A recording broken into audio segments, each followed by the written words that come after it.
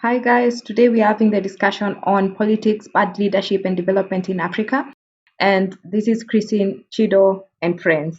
And we will be going through a number of things. And basically the whole point is in the podcast, The Africa We Want, is to discuss on a few things that affect Africa in different ways. And politics, leadership tends to be one of those things that would affect Africa. So to quote someone who said that African countries go through a ritual every 4 or 5 years called elections that produce no better leadership or any change. So we have a situation where we have leaders within Africa who should be providing some sort of guidance or to be helping the development, but doesn't seem to be happening. So today we're having that Yeah. discussion, like what are the thoughts on that? And so the first thing that is a good starting point is what's the culture of leadership in Africa? What attitudes do people have towards who should be a leader, the qualities of a leader? And this is good, especially considering that we are from different African countries. And so there are different perspectives on this. What's the culture of leadership in Africa? Chido, what do you think? Hi, good people. How are you doing? It's really good to be back, and I would also extend my greetings to our constant listeners or our audience. So, this is a very important issue. I need to highlight that because we can come here and propose policies and talk about the economics and how we can achieve the Africa we want, particularly with respect to economic development. But I feel like it all boils to one issue, the issue of governance, right? So without people in power who actually spearhead policy formulation, who make deliberate choices to come up with policies that sort of favor what we're talking about, it just becomes talk with no implementation. So I will speak from my personal experience, not personal experience. I've never been in politics, but from what I've observed in most countries, right? When we look at the people that end up assuming this political post, it always has to do with the historical background of of a particular country, right? So for most countries that were colonized by either, the UK or by France, they always have got that the liberation struggle background when they are choosing people into power. And because of that, you realize that we end up having leaders that are probably in their 80s because those people are presumed to have played a significant role during the liberation war struggle. So in some countries, I don't think it would be very nice to single out specific countries right now, but in some countries you realize that people are given political offices as a way of, probably as a token for whatever role it's presumed they played during the liberation war struggle. That's why you realize that in most African countries, the main political party that is so difficult to talk for is usually that party that is sort of aligned to the liberation war struggle. So I think because of that, we end up having what I would call less competent leaders because it then ceases to be about competence, but it's about patriotism, nepotism, and your loyalty to the struggle. Hmm. Okay, that's quite interesting. Kokelo, what do you think about that? Like the culture, like what Chido is saying, that it seems like the attitudes from post-colonial periods have carried us forward, especially on treating this issue of leadership as if it's a liberation struggle that we're still continuing with. What are your thoughts on that, or the culture of leadership? Maybe I will ask a question, right? Mhm. That question has been in my mind, and I've been asking my friends for several years now. Mhm. Is this liberation struggle to gain independence from colonizers is not unique to Africa. Mhm. We have had colonialism in other places in the world, in Asia, in Latin America. And why is it that we are the only ones suffering from this legacy of colonialism? Why is Africa the only one blaming whatever happened during colonialism and everything that came after that as the reason why we are not moving forward? And the other question I have is, if, as they say, the leaders are the problem, right? Where do these leaders come from? Because most of the African countries are democratic. We after 5 years or whatever, 4 years, we come around together and elect leaders, actually electing.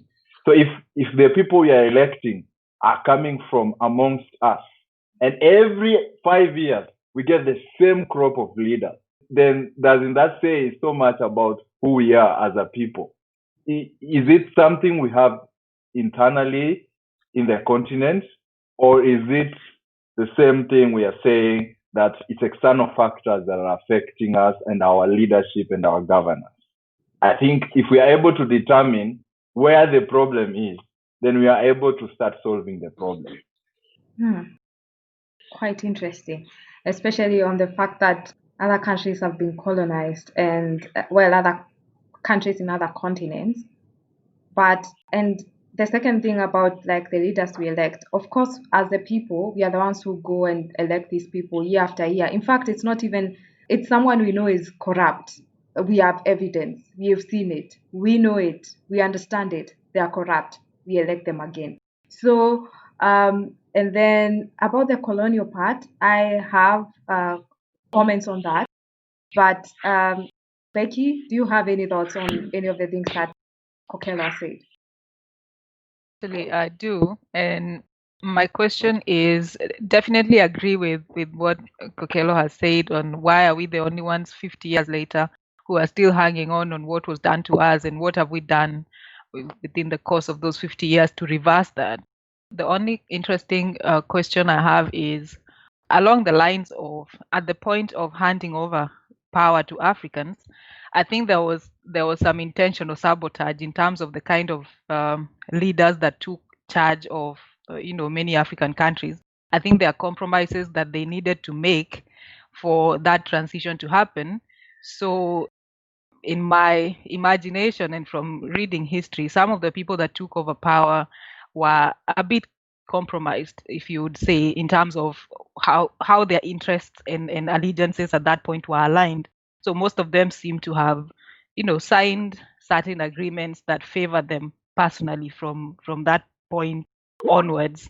So it's that compromise, because if you look at some of them, some of the leaders have been very good and done good things for their countries, but we also know that there are quite some that once they got there, their biggest accomplishment is holding on to power, even though they were liberationists at the beginning. But then after that, they just stick there and protect their kingdom, because they treat the country as such. And that, I think that's the reason why we haven't been able to move past that, because if you still have leaders who were there at the time or near the time of fighting for independence, how do you even move forward? Because you need new people for new seasons. So I think the compromise, the intentional sabotage that was done by the colonialists as they were leaving, because I think it's common knowledge that there's still a lot of exploitation that is going on post-colonialism. I think it worked in terms of making sure that they didn't hand over power to people who were loyal and to their countries to the point of defending it with everything they've got. As long as their personal interests were met, here we are. That's quite interesting. But to add to what you're saying, actually, is that you see, in the same way that different countries like the US, people are still trying to look at slavery as the reason why there are different things that have gone wrong. I think Africa, we also look at colonialism and blame it for things that are wrong. And I think That's very true. I think that's possibly a wrong perspective to have. It might be that we were colonized the same way that slaves were taken to the US, but now we are here. And what you're saying, Becky, is quite interesting. It seems like the leaders who have taken over are the ones who are carrying on this legacy that seems to be problematic, and it could be changed if, especially, we took that into account, that we fought different countries to have democracy.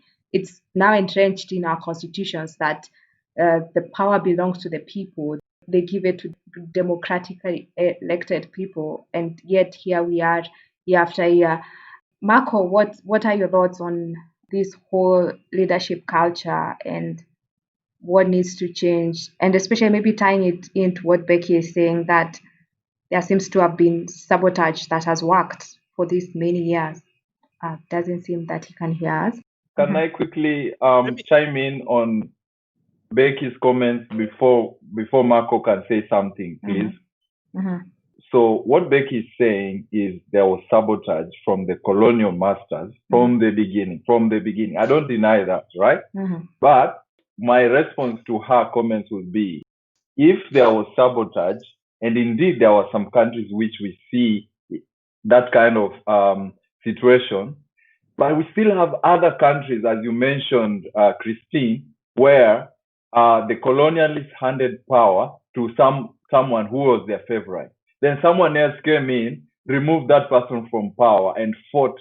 So an example would be like Uganda. The person who is in power currently is a fighter who came, and later on, after several leaders had been in power, and he was probably not the person the colonialists handed power to. And in other instances like Zimbabwe, where the colonialists probably didn't want Mugabe, he fought for the country's independence, something like that. How is it that in those instances, we are not seeing them being exceptional, being, you guys are not sabotaged, therefore you're excelling, you're exemplary. We don't have exception. If we had in Africa countries that are very exceptional, and they are like, we were colonized, yes, but, we are doing this, we are doing that, then we will say, okay, but I don't seem to see any unless I'm too pessimistic. Quite interesting. And to add in there, I'll mention that Ethiopia was not colonized. Liberia was not. And see where Ethiopia and Liberia are. They are not the giants in the economies of Africa. In fact, Egypt, South Africa, Nigeria are way ahead of Ethiopia and Liberia. So, Marco. This is a very interesting discussion, and one of the things I think we need to have in mind, when most of these African countries were gaining independence in 63, 64, 65, the world was right in the middle of the Cold War. You were either a capitalist or a socialist, then you were aligned between those two. And if you take the case for Kenya, for instance, we had the capitalist thinking leadership of Kenyatta and Mboya, and then we had Odinga and his socialism. And that is where our politics as a country started messing us at that point in time. And that is where the root of our problems is, because even as we speak today, you are either on this side, that is where our tribal line was drawn. You are either with the Kikuyus and the Kenyattas as capitalists, and you believe in maybe on the other side, that kind of particular leadership. And when you also draw it back down, taking the Kenyan case, for instance, you look at the East African community, what happened in 1977? What led to its collapse in that instant? When we talk about leadership, the leaders that we elect are supposed to have the aspirations of the electorate. And if the leaders do not have, if the people we have elected do not have those particular aspirations, we will start wondering, maybe they have their own selfish gains. But I believe what we have in Africa is everyone wants to get into power, loot, and steal. Because the guys who are before them, they did the same thing. Okay, that's quite interesting, and especially on the two perspectives of socialism and capitalism. That's quite a big, I think, a big discussion right there. And we have the case of Tanzania, which went through socialism apart from these other countries, I think. Yes, Kokelo. So again, on Marco's point on socialism and capitalism, we were not the only ones that were getting independence at a time when you had to align either to Russia, China, and the US and the rest. Singapore was also getting independence at that time, and they were struggling with the same politics of Cold War. Korea and every other country that was a former British colony, they had to, be seen to play a certain way for them to be favorable to the powers that be at that point in time. So even in that regard, we are not exceptional. We were not alone in this Cold War issue. I just wanted to throw in a spanner in the works, or that whatever Isata said. I'm just thinking we also need to come back and look at why did the colonialists come to Africa, and when they left, they also wanted their interests to be protected, isn't it? And when you look at, look at DRC, the Democratic Republic of Congo. Why have they never had a stable government since independence in 1961 or 62? Most of these African nations, when they gained independence, they have had coups happening. What has been the precipitating factor for that? Well, I believe the only country that has never had a bloody coup, or maybe we can look at, maybe Tanzania has had some stable democracy. We in Kenya, we have fought a bit, 2008. Uganda is, you know the story. Maybe the external forces in this continent. Marco, external forces. Look at Vietnam. Vietnam has been interfered with by the French, by the Americans. They had a bitter war, a very long-term running war with, everyone knows about what was happening in Vietnam. All that was external interference from former colonial masters and the new imperialists in the name of the Americans at the time. But what is going on in Vietnam right now? It's a rising industrial power. The economy is growing, 8%, 10% a year. They're doing very well, manufacturing. Anything you say that we have been interfered with, we have been colonized, someone else has gone through that and risen from the ashes. Why is it that we are exceptionally the only ones that never recover from this factor? Colonialism, Cold War, all those things, you name them. Why? That's my question. So thank you. I think, Isanda, you're bringing in a very interesting point. And before I kind of share my thoughts as well, Marco, I think where you're coming from is quite typical of where we are as a continent. I think we are a continent that is full of excuses to an extent that we refuse to look deeper within ourselves. We are always blaming, the West. But my question to you, I don't expect an answer right now, and probably it's a question to the whole group. Who actually necessitated slave trade? If you come back home into Kenya, 2007, 2008, who actually was fighting during the elections? I can bet you it was not the West. Anyway, just a point to note. Now, this is my thinking, right? And I am aligned with what Isanda is saying, right? I think Isanda and I have been working on this, doing all this over the last 10 years. And I think there is something inherent that we are yet to find out, right? But my 2 cents are this. The nature of politics in Africa is one that is full of pity, in the sense that I don't think people really know what leadership is, right? When Uganda right now is approaching their elections, if I were to pick a Uganda citizen right now and ask them, who exactly do you expect and what do you expect out of leadership? I would not expect anything more than an answer where someone is expecting a politician to probably come and sort their very muddy road in their village, maybe give them some water, some things that we are supposed to be talking about in the 1950s, right? But anyway, we are still here today.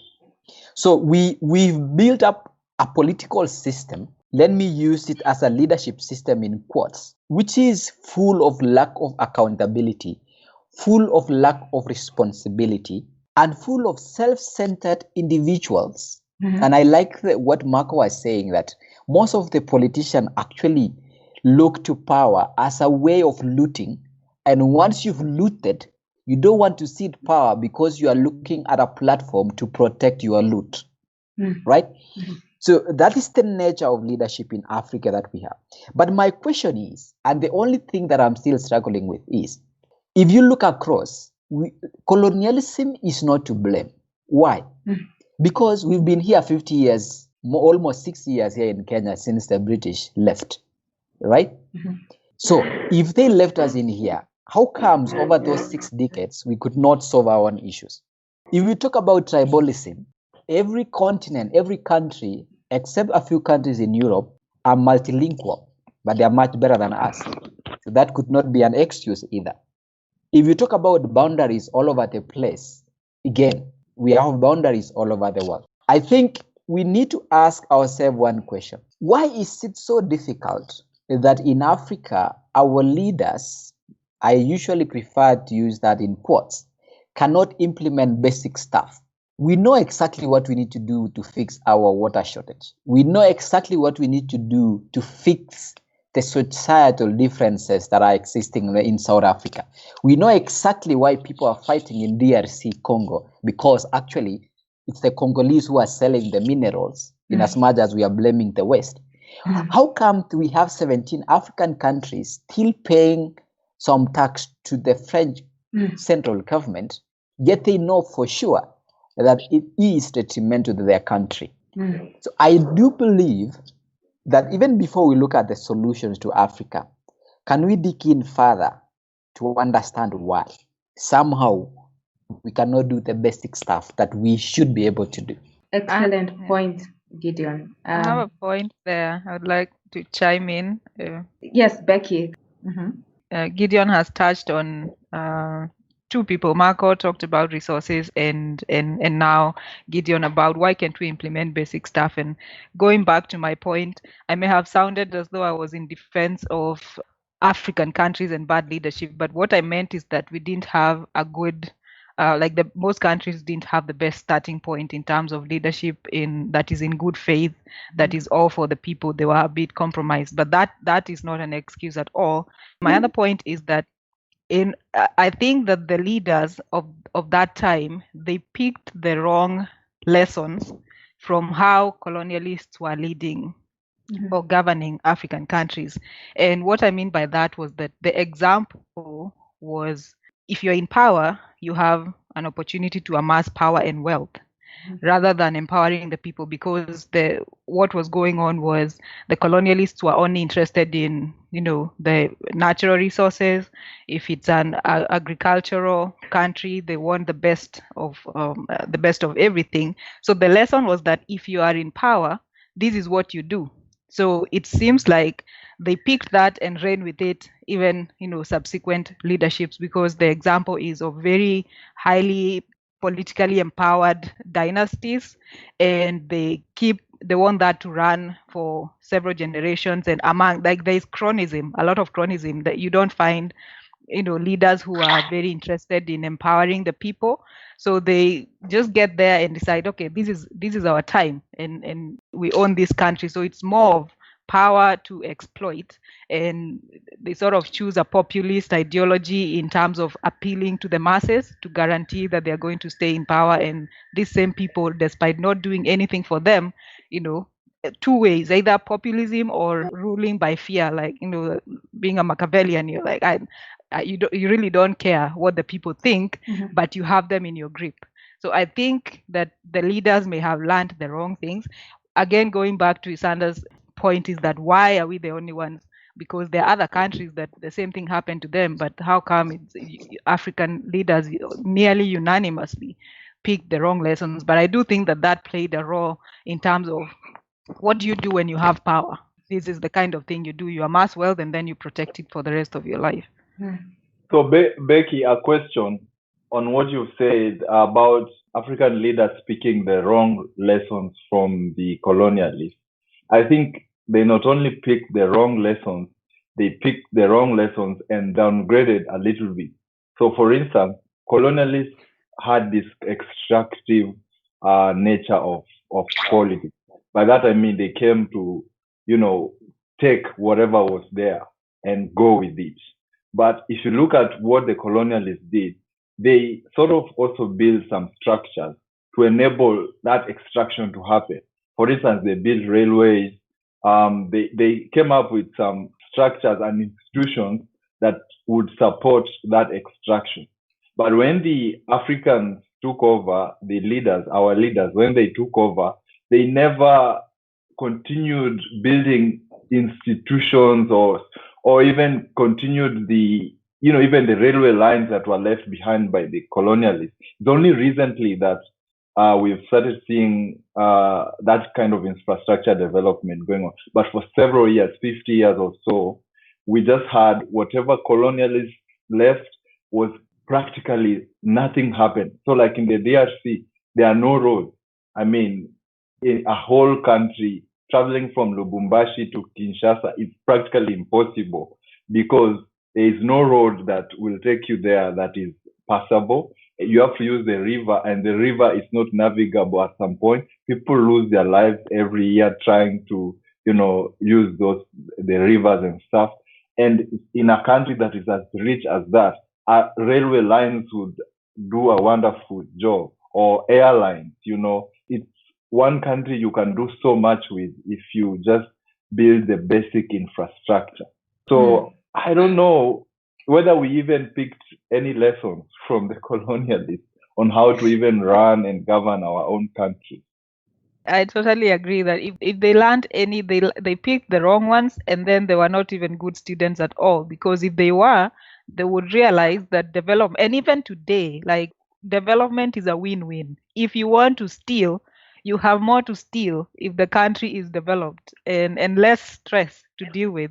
So it's like there's some things I look at and think, even if you're interested in being a corrupt person and amassing wealth, there is a way that the country being, higher ranking and things being, just in a better place, you can steal with less stress. So it would be better for you to build the roads, empower people, and you'd be a smarter thief. And anyway, but it's the ease of stealing in Africa would have been easier. Perspective from Zim. I'm not going to give you the Zim perspective. Yeah. I think I need to put it out there that the first time when I spoke and I talked about colonialism and it being probably the background upon which most countries sort of deal with their politics, I was not justifying bad leadership, but I was maybe giving you a perspective that we normally see in most of the Southern African countries, because I come from Southern Africa, whereby people they end up having political posts simply because they are presumed to have played a part in the struggles, right? Which is something that is fundamentally wrong if we look at it. But maybe to just comment overly on what everybody was saying, I would want to put out this quotation. I think it was Napoleon Bonaparte who said that. He said, "I made power my mistress. I worked so hard for her to give it up." I think it's something like that.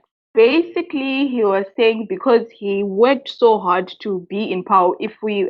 From our history, we know what Napoleon did to do and everything about him being in power and everything.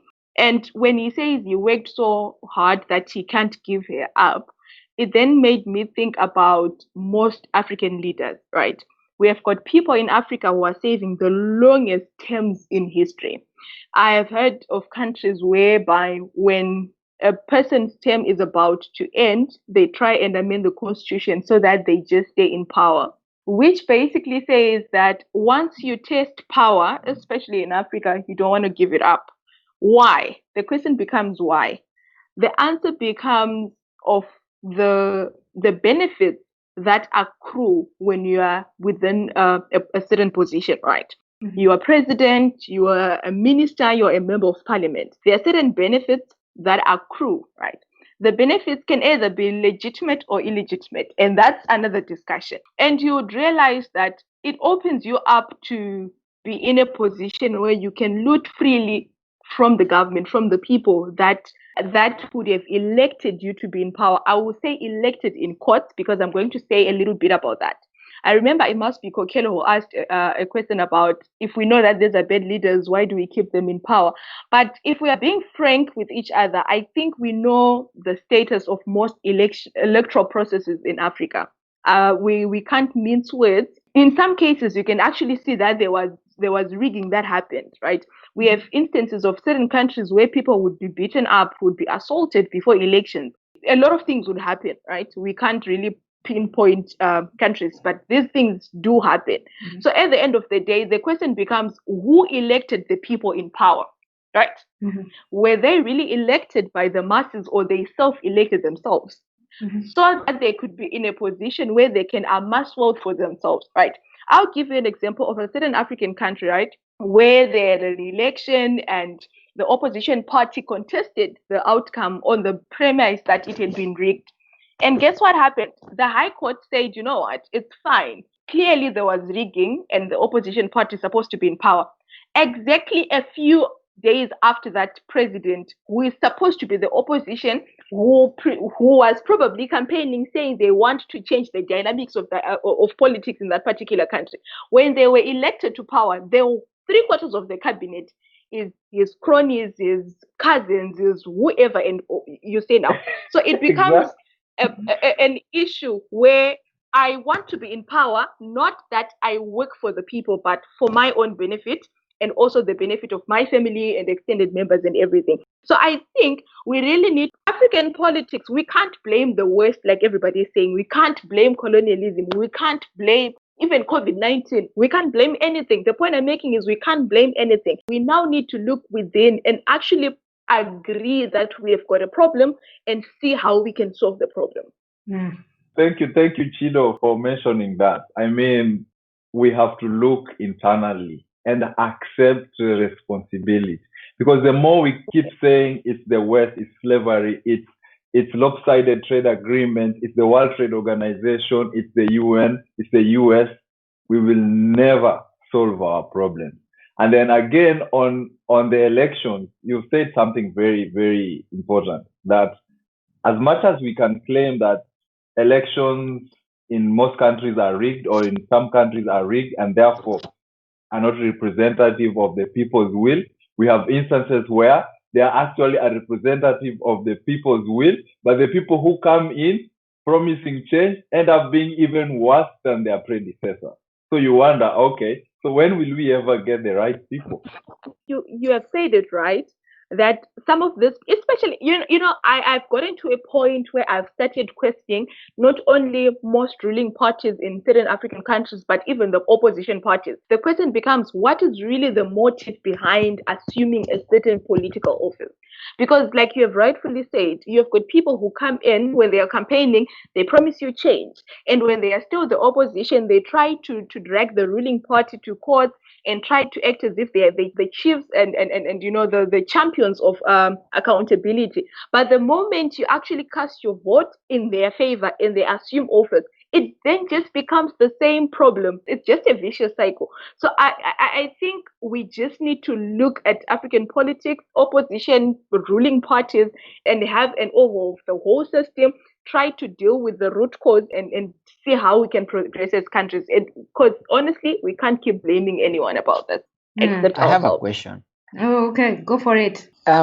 This is quite a political statement, right? So that's why I'm kind of hesitating. But the discussion that's going on, Isanda, you're talking about the inherent issues that we have. Chido, you're talking about what's going on with people who are coming in to preach and then they become just like the other birds in the parliament.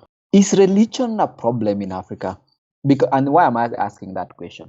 I'm asking the question because I think this platform is a very, very important one. And maybe we need to start assessing exactly that inherent problem. Now, you talked about the fact that we are electing people, but then when they get there, they will turn crooks and they don't care because they are the incumbent and they will do whatever they want and there is nothing you can do. They can steal elections if they want, right? They can change the constitution if they want. But is it the fact that we are too religious to an extent that we are just willing to forgive and forget that people are messing around? I actually think we lack religion. It's not for the greatness of the religion, but it's for the lack of it. Especially when you think about it, because we lack ethics, we lack morality. As you're saying on looting, greed rules, tyranny rules. It's something where I think we lack basic ethics. We don't forgive and forget. We are just not observing or taking any action. We don't have any extent of ethics to hold up leaders with, because we personally don't have any ethics to be able to tell a leader that there's something going on wrong with you. I don't think it's for the extent of religion. I think it's for the lack of it. If I can say anything, everyone raised their hand. What happened? Yes, because this was okay. So I'm going to differ with you a little bit and say religion is the opium of the masses, right? most of the African countries where I would say there is bad leadership, people are very religious. So many churches, so many prophets, so many preachers, right? And I feel like we have gotten to a point where we have accepted that. I'm going to say this is a very controversial thing, but I'm sorry, I'm going to say it. We have gotten to a point where prosperity has been preached to us in a way that you just have to pray and give and ask God for blessings, that we have actually failed to hold people in power accountable for things that are so basic like roads. You understand? So we think at some point, I would say maybe we are two extreme ends in every country.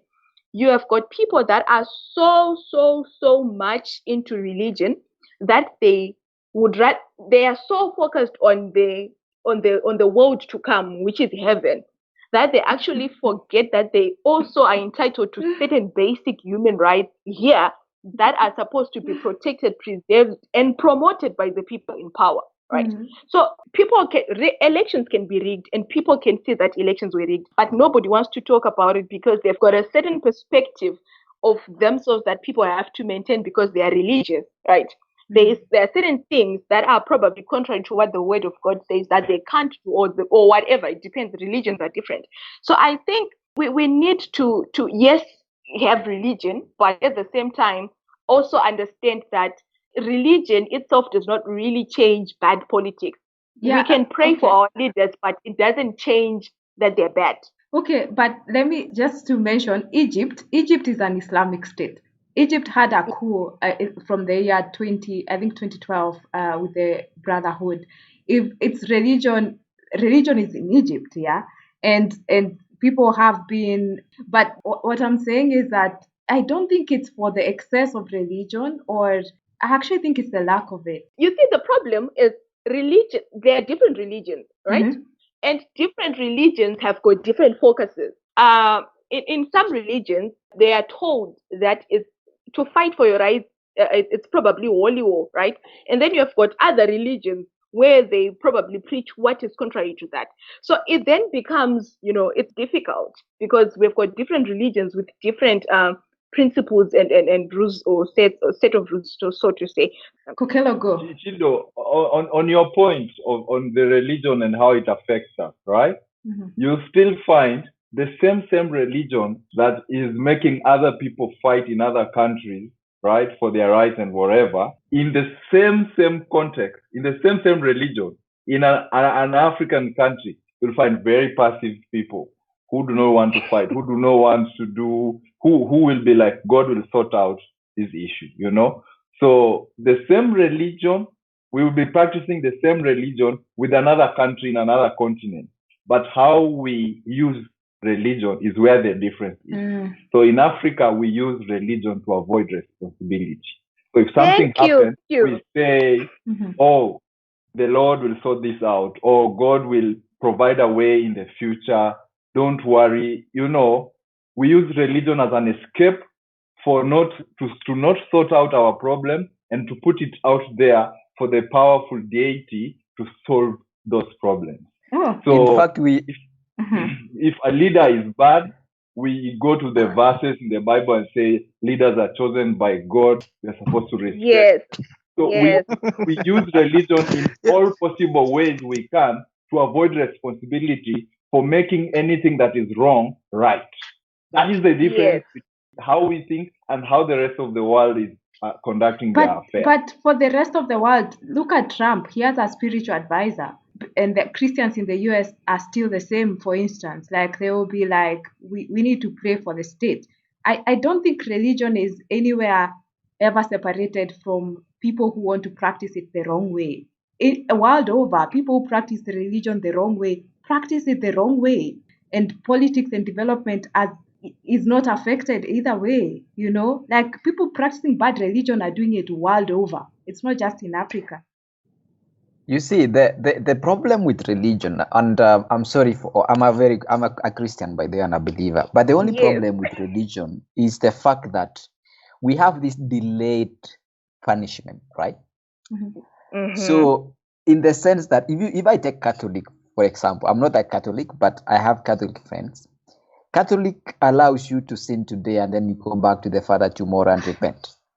right? It doesn't say you should not do that again. You can do that over and over and over again. Now, I'm not saying that religion is bad, and we are not in this podcast. I'm very sure we are not telling people not to believe in God, but we are just challenging the way we are treating religion. Chido, you raised an issue around prosperity gospel. Isanda, you talked about people following the rule that all leaders are from God, and we always ask whether the ones we have in Africa actually are from God, because if they are indeed from God, we need to have a conversation with God, because the people we are getting yes, are quite wanting.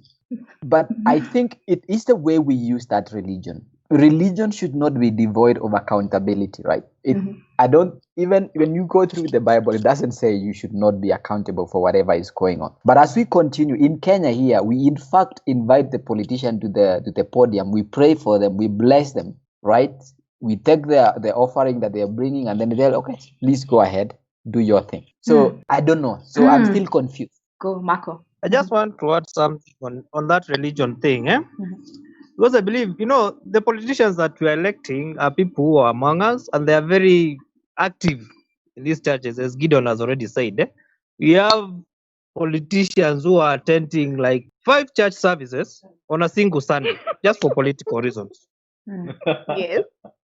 Different churches, 5 times, just in, out, in, out. So you wonder, why are the pastors or the preachers or the priests in these particular churches, why are they allowing them in the first place? And the biggest problem we have with our politics is we as the citizens, as the electorate, I'm talking about the Kenyan case, for instance, because this is something I've seen. We're in the politics of like tokenism. You see a politician is engaging you, you expect money. Oh, if I'm a businessman and I've already given you money, would you expect development from me if you have already voted for me? If you have elected me to stay to head the government, and I've like spent like, let's say in Kenya, for instance, if you want to be elected a president, I think the campaign range, the money that you're supposed to have is supposed to be around 10 billion shillings. That's maybe around $10 million, between 10 and $50 million. That's the money that you need to have to pay people first, so that they can support you. So if you have already spent that kind of money to sway the electorate, so once you get to the head to the office, you'll just start looting fast to recover your money. By the time you are recovering your money, 5 years are already over. You start the cycle again. What these church leaders ought to be doing is they need to be apolitical. They have to be the voice of reason in the context of the African election, in the African political landscape. But Marco, if I may ask, especially Yes. on the things on spiritual matters, like, have you heard people who said when President Trump was elected that he was God's chosen leader in the Bible? In fact, he's representing a biblical character who has moved the embassy of Israel from Tel Aviv to Jerusalem. And a practice of religion and linking leaders to religion is not something that is happening in Africa alone. And people who President Trump went to the church to, do not tell him you need to stop tweeting the way you tweet or anything. So it's not I don't think this is another escapist option that we can have, but I don't think that's the thing with development here. One of the things, you see, believers and Christians believe, if you are a Christian, you believe in the Bible, right? If you are a Muslim, you believe in the Quran. You see, the Bible says leaders are chosen from where? Chosen by God, right? So what would you expect a Trump supporter who is a Christian to say? So, what would you expect? What religion needs to do? Because in the African context, in the African traditional context, in terms of leadership, so we had prophets and we had chiefs, depending on where you come from. Or we had someone like a king, a prime minister, and there was always a spiritual leader. What was the role of this spiritual leader? The spiritual leader was the voice of reason. And the moment now you corrupt the voice of reason, as we are seeing happening in the case of Kenya here, see, we are all doomed. Okay. I think this discussion on religion and leadership, we should have it as a full-blown discussion. But Shido, say what you're about to say. And Kokelo, and then Becky, Gideon, if you have any last comments, then we'll close this. Okay. I wanted to say, I think the idea around religion and politics, particularly in Africa, I think I would say it in this way.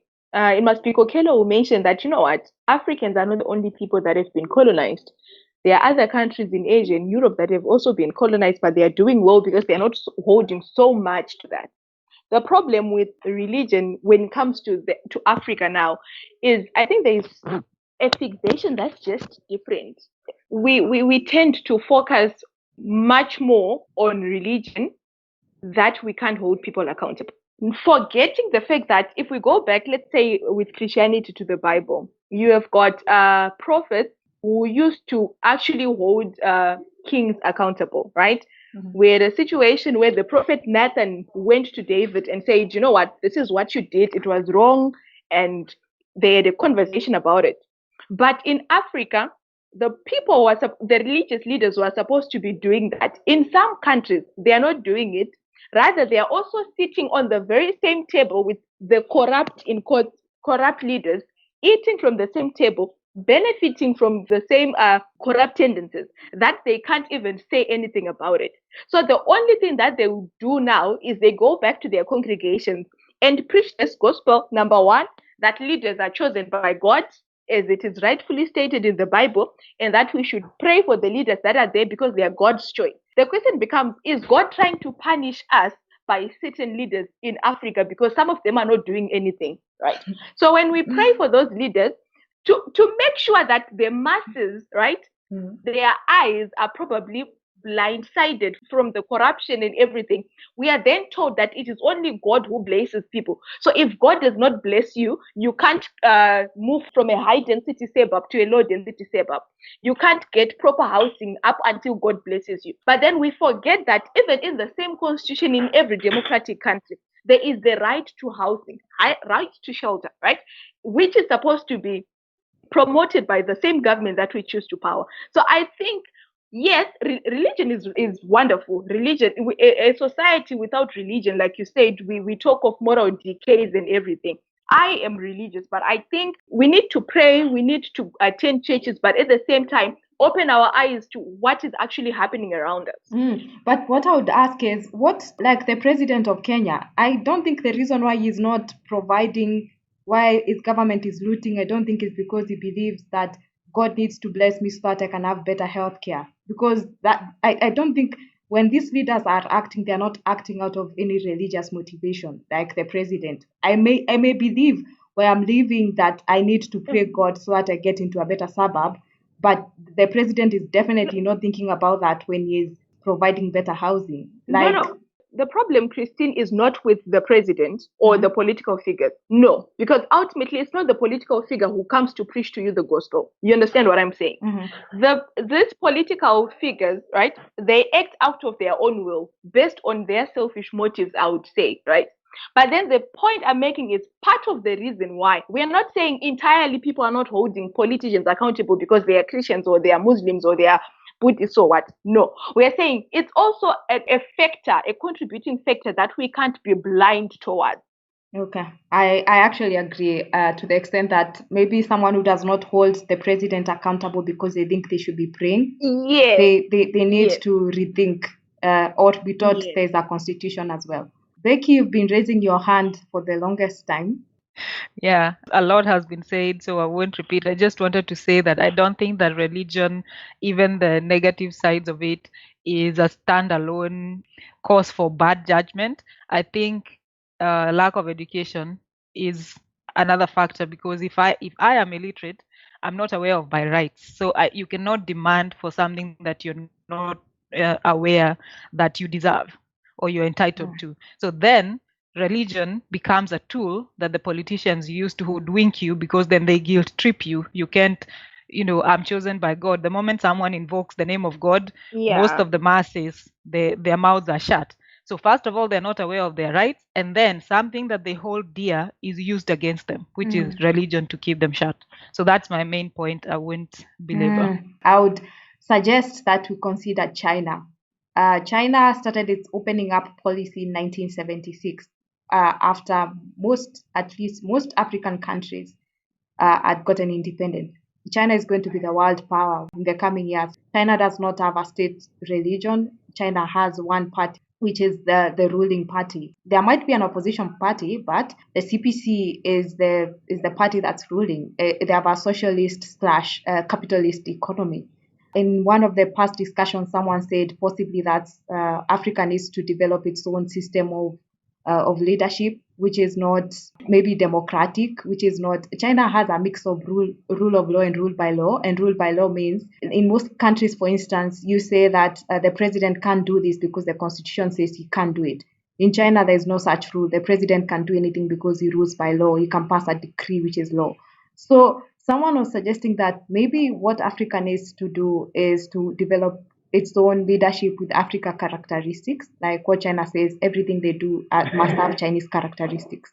So maybe we need an Africa leadership with African characteristics. If democracy is not working for us, we are unable to elect people because we have poor education and religion seems to blind our eyes, then maybe we should do away with democracy and come up with something else to rule by. So, Kokelo, you seem to have a point to make.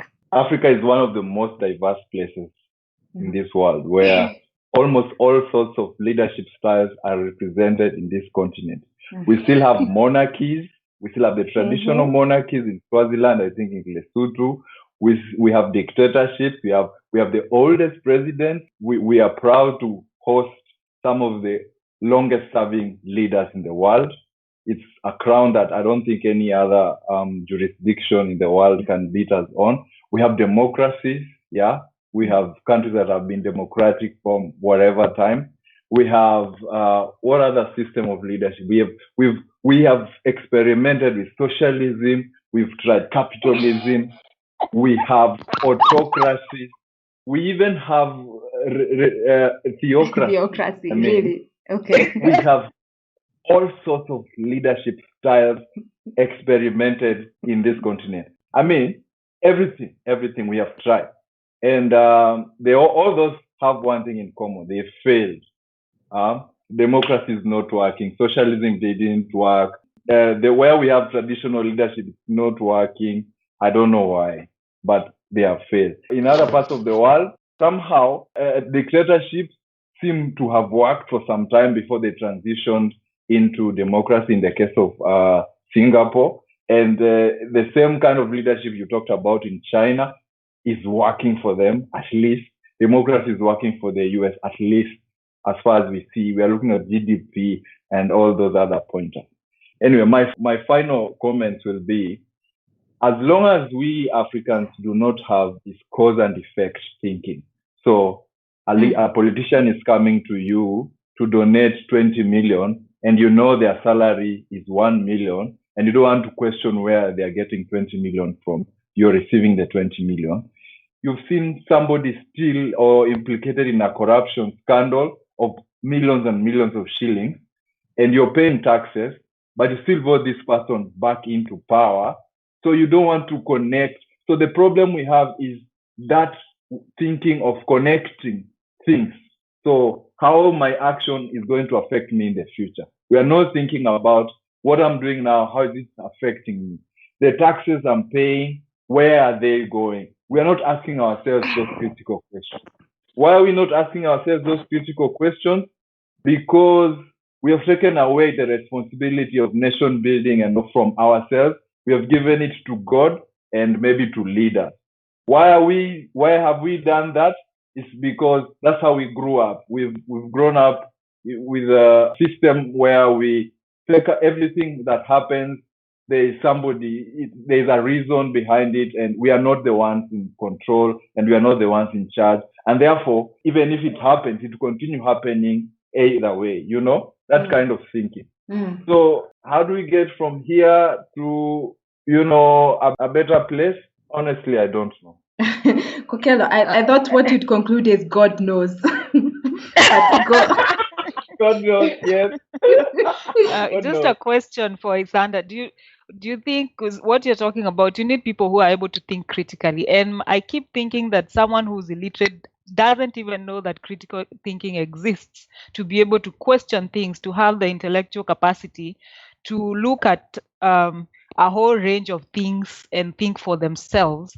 I think the education system plays a huge role in developing that ability to think critically. So if you still have the largest populations of illiterate people, how do we expect them to think critically about what's happening and to understand systems and how everything works? Yeah. In my personal experience and my interaction, education has very little to do with how people think. I have met people in campus, in former workplaces, very well educated people with PhDs. Some come on TV and argue out, and their thinking is the same as my grandma. They had no difference. So my grandma was the smartest people I know, and she was illiterate. So I don't mean it as a flat statement. There are obviously fluctuations. There are people who are very educated, but they're not intellectually, they don't have much to offer. And the flip side also is true. There are people who are not educated, but they are critical thinkers. But I think in general, there is a certain level of empowerment to some intellectual empowerment to even just basically read for yourself and understand things. Like right now, you know what's going on in Kenya with BBI, whether you reject or accept, the ability even to read it for yourself. That's why I keep thinking that the level of education has a certain role to play, not like Becky, do you think graduates have read that document? The ones that are able to read, do you think they have read? Let's just be honest. Not majority will not. I don't know, but I just keep thinking that some little because level of empowerment. It's not their responsibility to read it. It's somebody else's responsibility. You think? But why would I read that thing, to be honest? Me, for instance, I had reading that thing. Did you read the Constitution before you voted? Did you read the Constitution? Yes, I read the Constitution.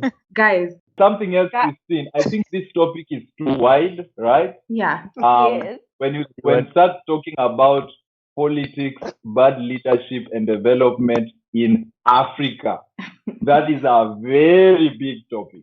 I think you should break it down into manageable bits. I actually think we haven't moved past the first question. So, and things have risen, especially now I'm thinking about literacy levels and education. But to like point out, like, I mean, myself, I'm a lawyer and I'm in many lawyer groups in Kenya.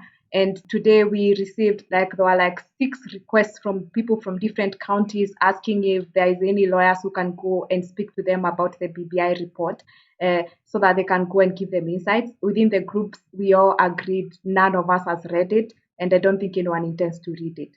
And yet, this is the people who are looking and asking, are there any lawyers who can take us through this? Maybe someone will read. A few people said if they are paid, they'll read it. So, it depends also the money talk. I think what we need to do is, for the benefit of our listeners, we definitely are going to have a part 2 to this conversation.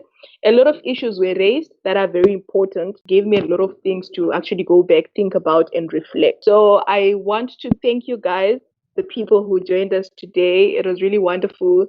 It was an amazing discussion. Thank you, Chido, so much. Guys, thank you for joining in. Thank you for listening. We will do this again next week. But thank you very much. Thank you for watching the discussion. If you like the discussions, please subscribe to our YouTube channel, like our videos, and follow us on social media on Facebook, Africa iShare platform, on Twitter, Africa iShare. Thank you.